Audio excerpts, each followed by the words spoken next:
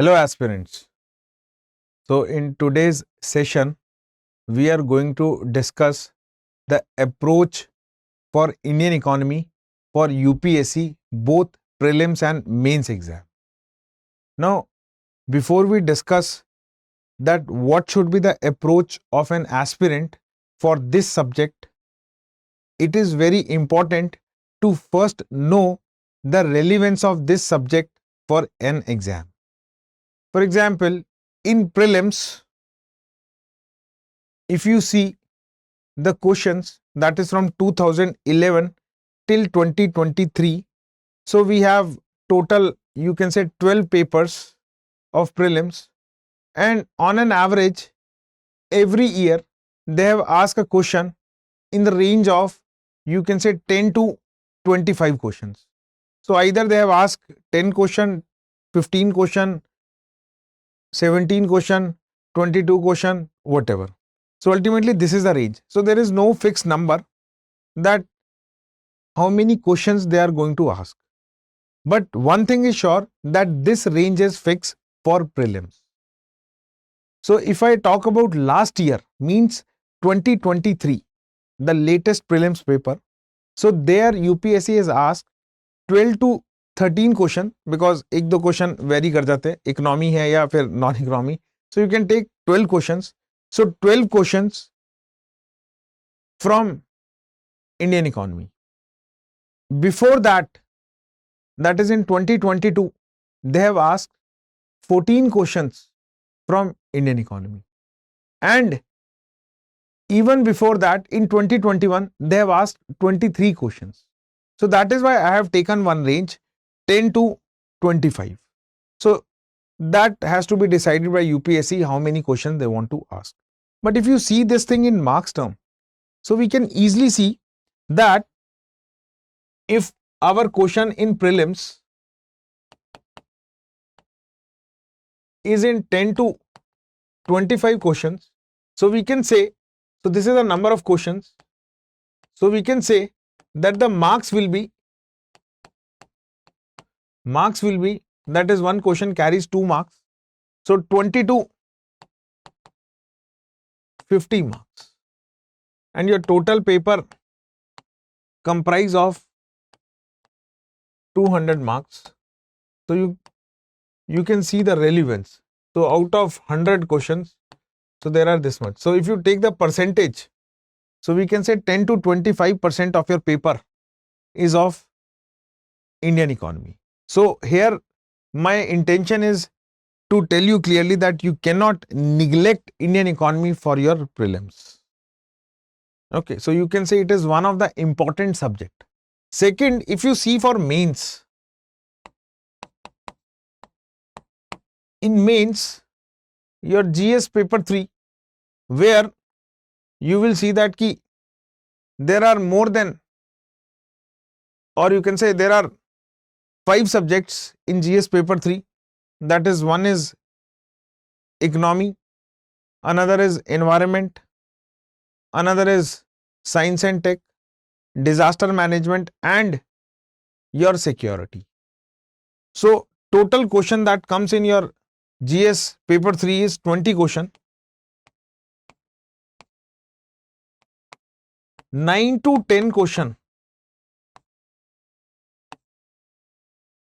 again are from Indian economy. Okay, so 9 to 10 question are from Indian economy. So we can say 50% of the paper. 50% of the paper. So this GS paper, mains paper, is of 250 marks.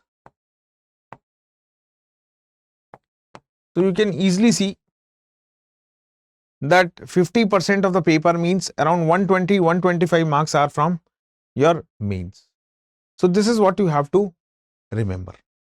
Okay, so again you cannot neglect your Indian economy for mains. Clear? Because the scoring point for your GS paper 3 is Indian economy only. Because if you are strong in that, you will be, or you will get good marks in GS paper 3. Now, moving further, so this is what I have talked about relevance. for this subject for your preparation. Normally students or aspirants used to cover it at later stage and they focus on other subjects. But you have to understood that cracking UPSC means first you know the marks, which area is giving you maximum marks. And the area which is giving you maximum marks, that should be your priority. This is what you have to first understood. So this is giving you a maximum marks. Clear? Now next, what you must know that what should be your strategy for this subject. So although there are some topics that you have to cover, like I'll write some list of topics. For example, you have to cover fiscal policy. So fiscal policy in some books has been mentioned with another name, that is public finance or budget. So one and same thing. Okay. Fiscal policy is one chapter that you have to cover. Monetary policy,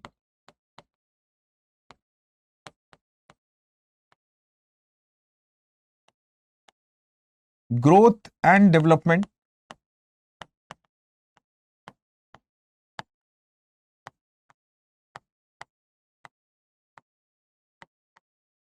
inflation,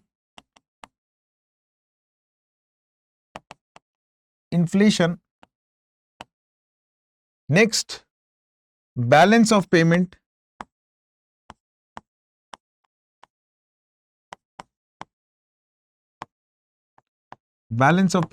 in short you call it BOP, but in some books it has been mentioned as external sector. So one and same thing. Okay, external sector. You have to cover sectors of economy. So when you are talking about sectors of economy, so here I am interested in basically three sectors: agriculture, industries. So when you cover industries, you must talk about LPG also, LPG reforms, and service sector.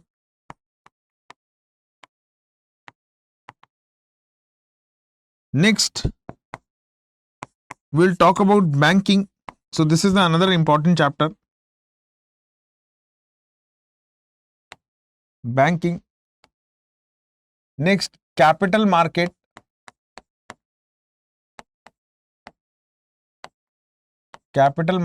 And money market. So these are some important topics. Okay. So capital market and money market. So these are some important areas that you have to cover. Apart from this, you have to cover planning, unemployment,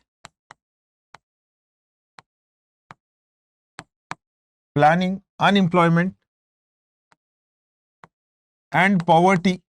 So when you talk about poverty, you have to talk about inequality also.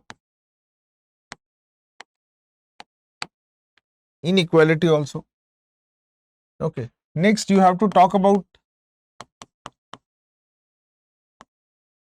infrastructure,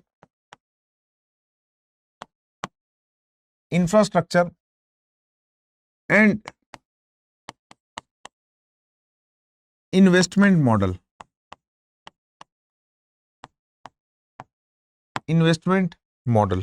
Clear? So this is what you have to, these are the major topics that you have to cover. Okay. Now, you can see the book of StudyIQ also, that in StudyIQ book, these 11 topics that I have written in front of you, so they have mentioned it in, you can say, some 24 chapters. So those 11 topics are subdivided, like introduction to economics, money, which normally we study with monetary policy, inflation, banking, national income, growth, development planning, taxation, public finance, financial market, external sector, that is balance of payment, agriculture, allied sector, food process sector, land reforms, they are one that is part of sectors of economy, that is agriculture. And similarly, industry, MSME, infrastructure, unemployment, okay, service sector, poverty, inclusive growth, which is a part of growth and development part, population and international finance, financial institutions. Like especially here you have to study about WTO, World Bank and IMF. Okay, so broadly, so they have been elaborated in this book. So broadly, there are, you can say, these 11 themes which cover all these topics, or you can say subtopics. Now, this is what you will find everywhere. This is what you will find in everywhere. Okay, and from every person is talking about these topics. Now, our aim is to fetch marks from the examiner. That is possible if you know which area UPSC is emphasizing in prelims and on which area they are emphasizing in mains. So here I would like to add one line that overall you have to study everything, but your approach for prelims and mains will be little bit different. How? So now we are going to talk about that. Now, for example, if I talk about prelims, as I told you that in prelims there are 10 to 25 questions which UPSC used to ask, but you will see these 10 to 25 questions as not as a question but as a topics. Okay, you see these questions as topics. So if I say that there are some areas from where they will definitely ask question, and these areas are number one, inflation. Number two, growth. Now in growth also, remember that one is basics of growth, where we talk about GDP, GNP, depreciation, real GDP, nominal GDP, that is basic. So in prelims, UPSC is interested in that only. Okay. Whereas in mains, UPSC is interested in inclusive growth and development part also. But in prelims, you will not find that they are asking question on inclusive growth or development. So you have to differentiate these things. Now, no doubt you have to prepare in an integrated manner, but just before the exam, you must know that which topic or subtopic you have to revise for your exam and which topic or subtopic you have to revise for mains.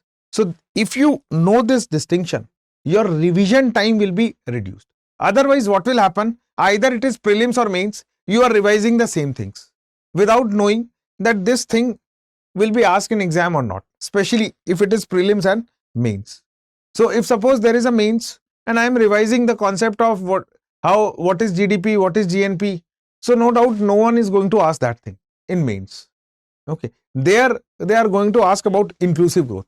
So you can see the previous year questions. So like 2013 to 2022. So 23 has to be happen in few days. So 2013 to 2022, we have almost 8-9 years. So we can say that we have around 90 to 100 questions of economy. That is a sample size that UPSC has given to us. So if you see these 90 to 100 questions, you will understand that inclusive growth has been continuously asked in mains, but not in prelims. So ultimately this bifurcation you must know. Especially this will help you when you are revising just before prelims and mains. Clear? So growth. So here I am not writing development part or inclusive growth. Okay. Next, if you see fiscal policy is again important. So from fiscal policy, at least they ask one question every year. Next is monetary policy.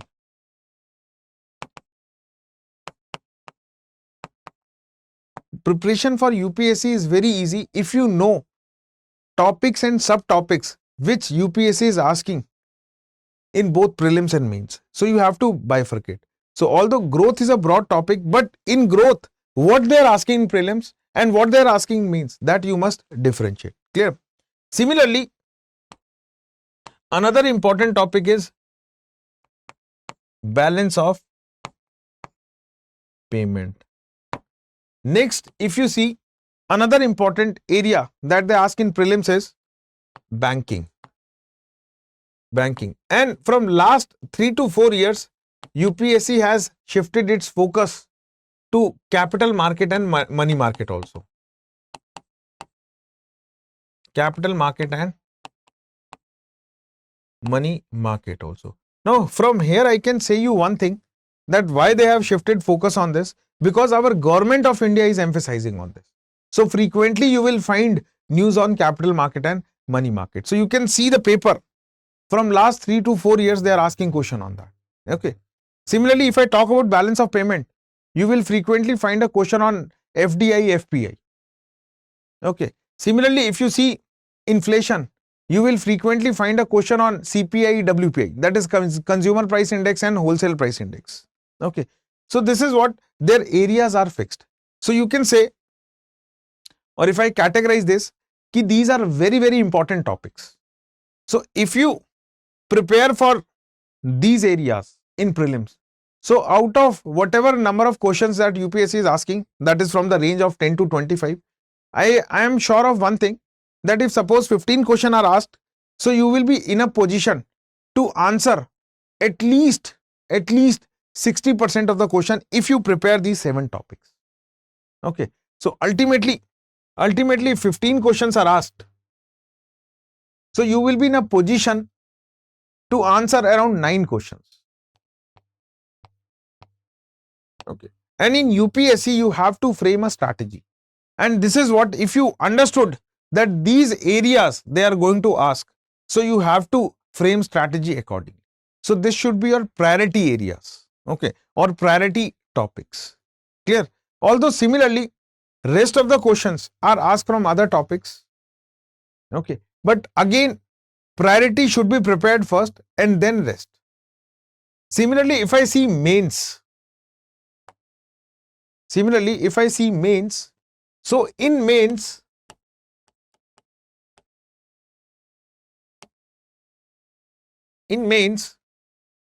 a very important area from where I can say you with surety, or even you can record this thing also, that from agriculture they are going to ask 3 to 5 questions. So from 2013 to 2022, you will every year find 3 to 5 questions from agriculture. And even questions are repeated. Like twice they have asked a question on integrated farming system. Twice they have asked a question on crop diversification. Even more than twice they have asked a question on land reforms. Okay. They have asked a question on micro irrigation. They have asked a question on PDS. So this is what their areas are fixed. Even if you see, more than twice they have asked a question on food processing. So it means one thing is sure, that whenever I am preparing for mains, I will not start preparing from, you can say, growth and development chapter, and then I will start another areas like inflation, fiscal, monetary policy, and etc. etc. So when I am preparing for mains, my strategy is that first I will cover agriculture. So this should be your strategy. Now agriculture is a broad topic. So UPSC, even if you see your syllabus, so whatever original syllabus given by UPSC, so basically there are 10 bullets which starts from Indian economy and related issues and ends at investment models. So if you see those 10 bullets in between this. That is, first bullet is Indian economy and related issues, and last bullet is investment model, and rest 8 are in between them. So if you see these bullets, you will find that 4 bullets are dedicated to agriculture. But what is the problem with aspirants or most of the students? That they think that they can write a best answer in agriculture. But this is a myth.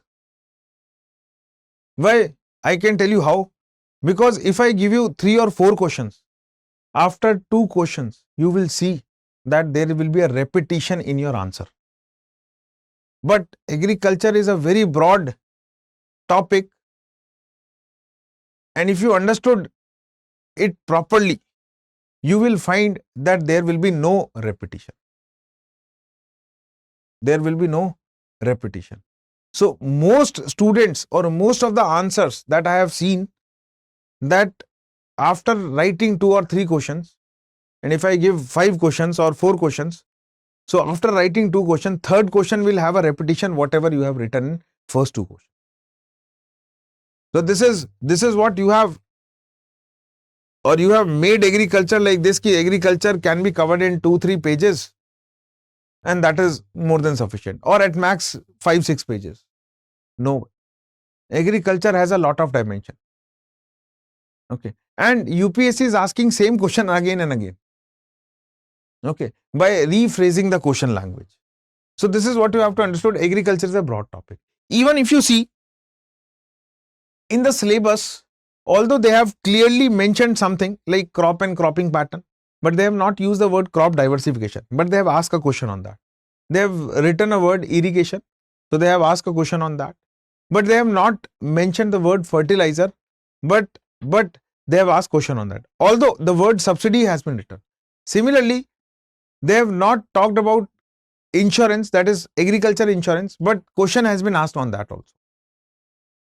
So you have to understand that syllabus that has been given for agriculture. So there are some hidden pointer also that has not been mentioned in the syllabus, but still it is important.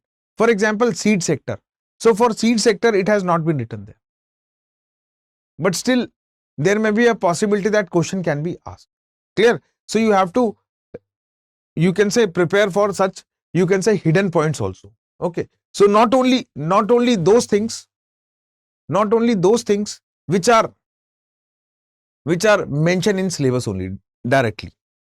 Now another mistake that student used to commit.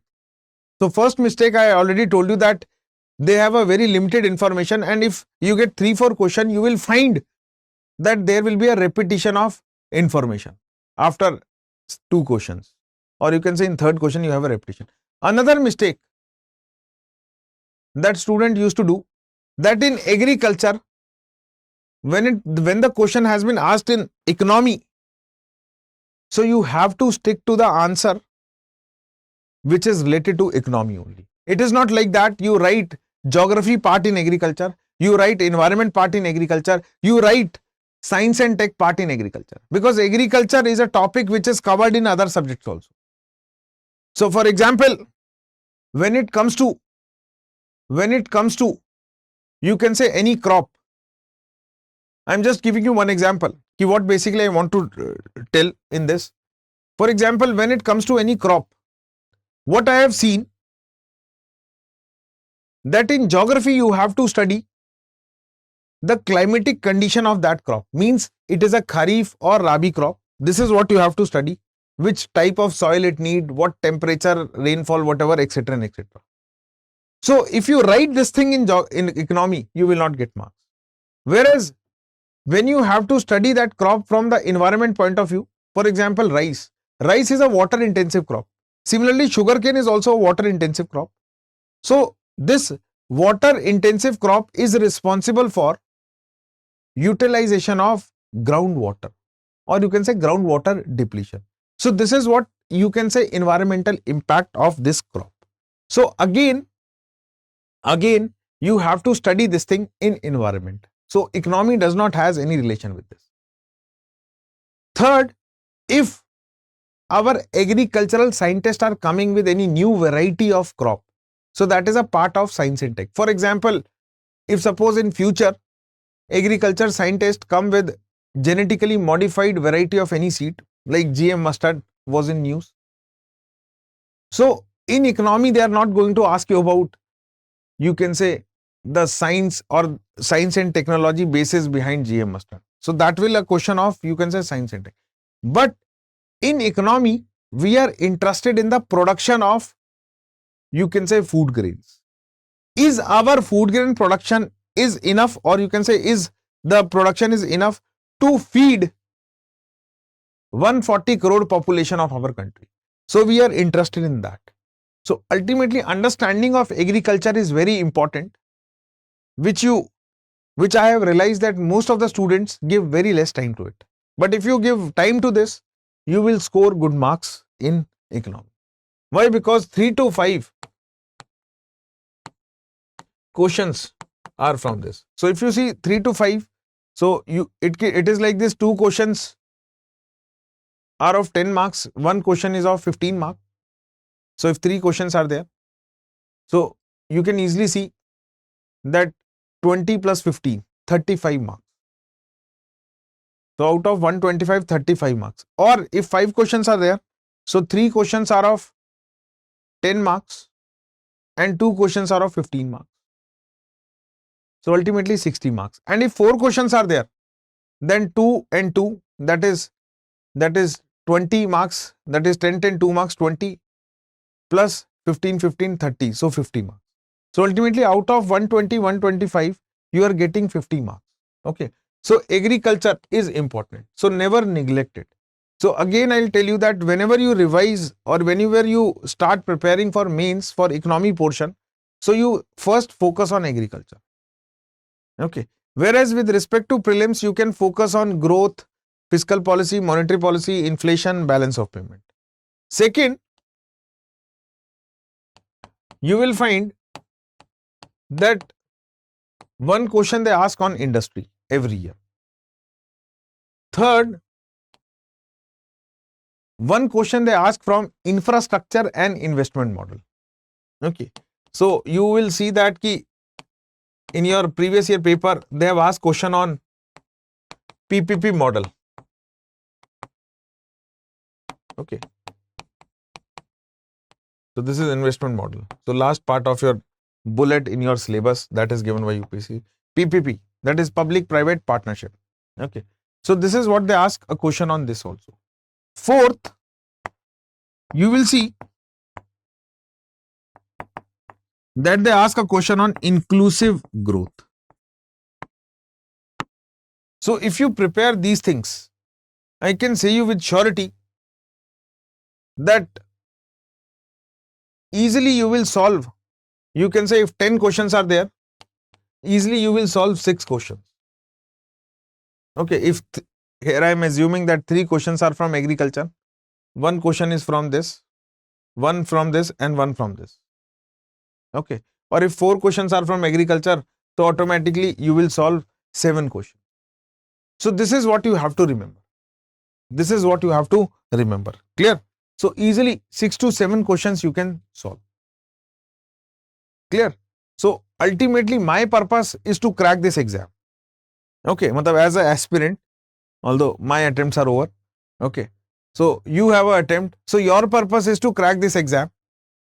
Okay, now when we are talking about to crack this exam, so my simple funda in life is that life is a maths.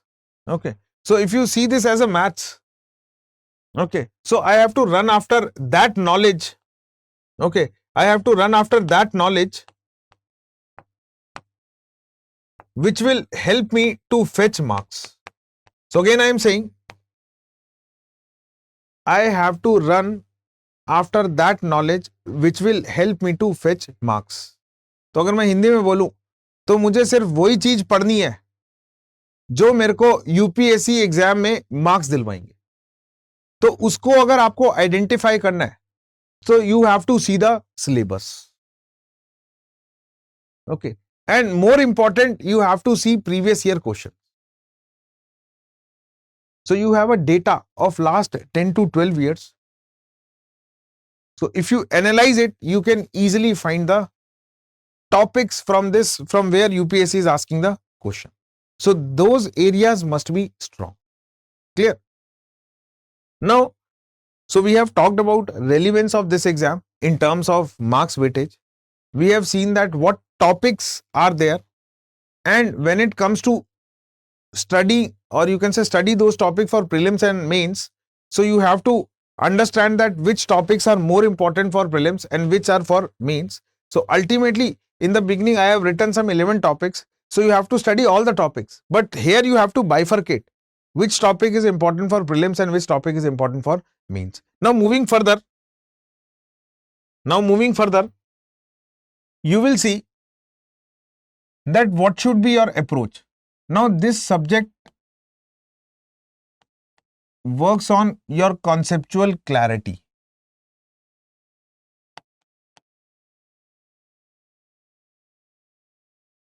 This subject is on your conceptual clarity. So if your concepts are clear,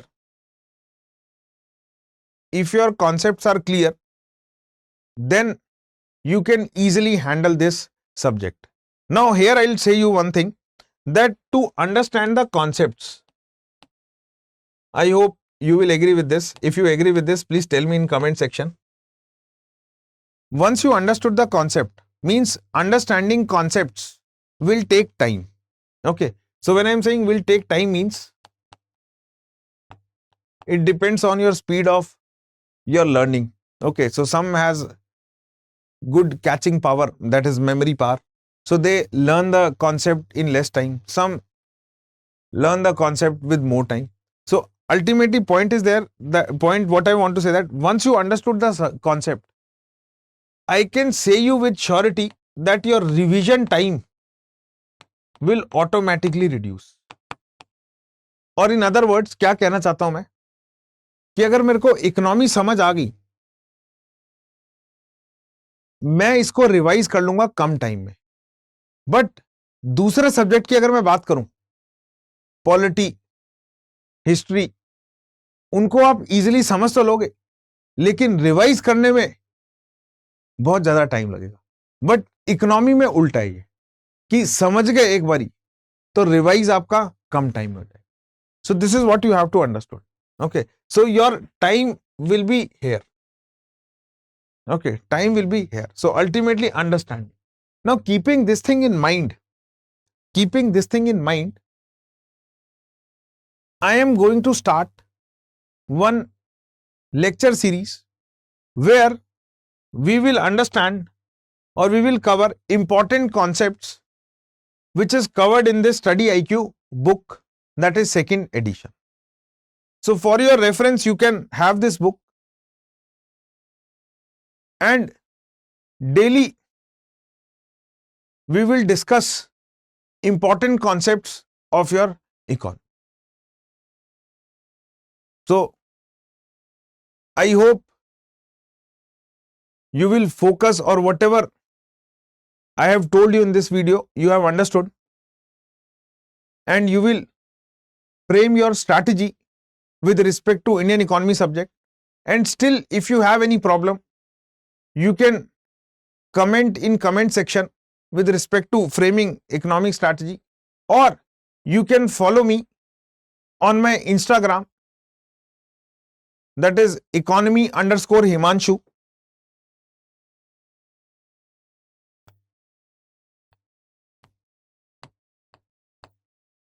Economy_Himanshu. So there you can message me. So I'll try to reply you within 24 hours. So whenever you message me, so I'll try to reply you within 24 hours. Okay. So I hope this session is helpful for you. So we'll meet soon on YouTube with your concept session. So till then, Jai Hind and have a nice day.